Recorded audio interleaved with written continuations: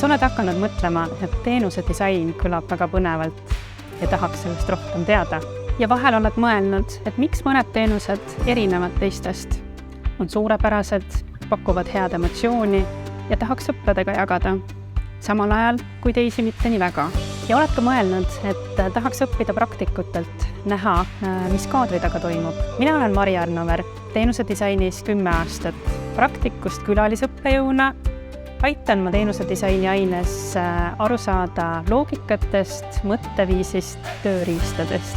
Ja et asi liiga teoreetiliseks ei jääks, siis anname võimaluse kohe ka uusi teadmisi praktikaorganisatsioonis rakendada, külastame ettevõtteid, anname võimaluse ka töövarjupäevadele minna ja vahel kutsun külla ka teisi praktikuid. Tundub põnev, eks? Kandideeri Pärnu kolledžisse ja kohtume varsti!